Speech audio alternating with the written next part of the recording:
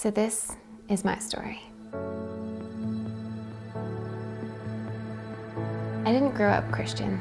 I kind of grew up knowing about God, but never actually knowing Him. I kind of grew up knowing, okay, if I do bad things, God's mad at me. If I do good things, He's not mad. So just keep Him happy, don't do bad things, and you'll be fine. And also, I feel like a lot of the circumstances in my life made me believe that I wasn't good enough, or that I needed to be something else or live up to something in order to be received and loved. I didn't really just feel like I could be myself. I didn't really feel like I was good enough or any of that. And so my entire childhood, I was trying to be somebody else. I was trying to be the 4.0 student. I was trying to be good at all the school activities and the sports and try to be all these things to be loved, and I just never found it. I just never found that longing in my heart to be loved, to be accepted just as I was.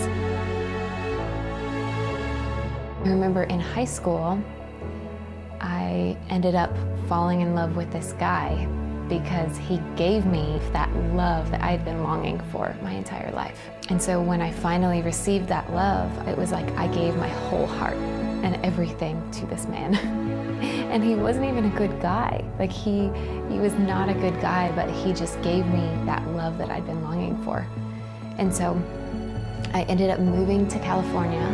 He ended up being really abusive, so being abused in every way for years. And every time, it kind of just reaffirmed that lie that I've been living under my whole life, that you're just not good enough. It's your fault. You need to be something different. And then I also found out that he had been cheating on me, and I was devastated. I basically vowed that I'm never gonna love again because I was so heartbroken. And instead, I'm gonna become the most beautiful, the most famous woman ever, so that nobody could ever hurt me again. So that became my drug, and I ran after it wholeheartedly. I developed a very intense eating disorder. I was bulimic. I was throwing up about 20 times a day. I was alcoholic. I was drinking myself to sleep every single night. I had self-hatred. I had depression. I hated my life. But as long as I was beautiful, and as long as I was successful, that to me was all that mattered. So I tried to get into the modeling industry, and there was like instant success. In a moment, it felt like I was on magazine covers and posters, working at all these amazing events. I was dating famous athletes. It looked like the life of glitz and glam that everyone wanted. And it might look good on the outside, but you have no idea the prison that I am in every day. I remember there was a moment in my modeling career where, it was still really taking off, and I actually got approached by Playboy magazine. It was when they were really big. They had their own TV show at the time. It was really popular. It's a lot of money. It's a lot of exposure. It's like instant fame. I remember just kind of thinking about it that night, and I was like, wow, like what if someday I get married?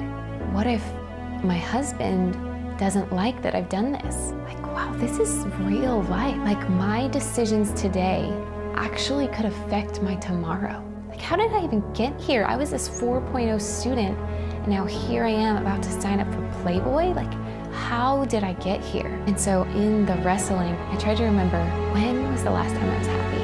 And I actually remember that it was when I was a kid and I went to church, and when I thought God still loved me. And at this point, I had sinned so much. Like I was just in a life of sin. And so I thought, surely God is done with me. But something within me was saying, that was the last time I was happy. So I show up at this church, and just so happens they were having a young adult retreat that weekend. And I just felt like I was supposed to go. So I went, and on the second day of the retreat, they were having this thing called God Time, where you'd get out a journal and you'd get out a Bible and you would talk to God, and then you'd hear what He had to say. The thing that really struck me was I opened up my Bible and I ended up turning to this book called Hosea. And so Hosea, he's a prophet, and God tells him to go and marry this prostitute. So he marries this prostitute and he loves her, but she keeps cheating on him over and over again.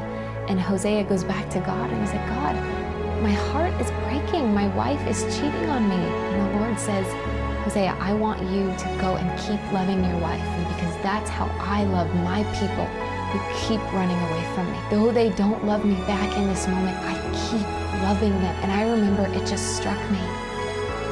Lord, I am that prostitute. I've turned my back on you and I've just gone after every other lover, everything to bring me comfort, bring me satisfaction, bring me happiness. I'm looking in all these other things and I've forgotten you, God. And so I asked the Lord in that moment, like, Lord, after all I've done, like, you could still love me? He's like, yes, I'm still running after you after all that you've done. And then later that night, they actually asked people to come up to the front if they wanted prayer. And again, something within me told me to go up there.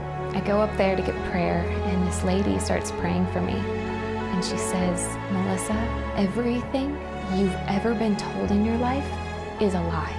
You are beautiful. You are wanted. You are precious to the Lord just the way that you are. You don't need to change for anybody. And that was the lie I had lived under my entire life, was you're not good enough. And when she said those words, it was just like an arrow that pierced my heart. It was like the Lord just saying, all those times where you never felt good enough, I always said that you were good enough. I loved you just the way you are. You never needed to change. You never needed to seek love from all those other people. I loved you just the way that you were. I created you that way, and I love you. And I remember when she said those words, I just started sobbing. It was as if years of pain was just getting broken off of me, and I just wept. Literally in a moment, I could feel my eating disorder getting broken off of me, self-hatred, depression, alcoholism. In a moment, I got delivered of all of those things. And I remember the next morning, I woke up and I truly was a new person. I was not the same. I woke up, and for the first time in my life, I felt joy. I felt freedom. I felt as if finally I had found me and I'd found my purpose, and my purpose was just being His and knowing who I was in Him. And I just decided that day, I'm just gonna leave everything. I left the modeling industry. I left social media. I didn't look at magazines. I wanted to throw all that life away so that I could find my entire identity in God. Who do you say I am, Lord? I joined this internship where they prayed and they did community for the first year though. He just had to strip me of everything that I held on to, and it was like every step of the way the Lord was like, Melissa, just keep trusting me and finding your identity in me. And so I just would cry, but I would just give it to Him and trust Him. And over time, I just realized, Lord, you're better. You are better than all those other things. You're better than what the world offers. You're better than being the most beautiful, most successful person in the world. You're better. And when I give those things up, I can experience you. And it's just so much greater. And I ended up moving to Kansas City, where I became a missionary. That's my story. I went from model to missionary, all because of the grace of God. And I know who I am now. And some of you out there, you don't know who you are yet. The world's been trying to tell you who you are. They've been lying to you, saying you're not good enough, you're not pretty enough, you have to be this, you have to be that in order to be loved. And it's a lie. So for some of you, my story is your story, and the Lord has a different ending for you. The Lord can write a beautiful story with your life, but all you have to do is give Him the pen.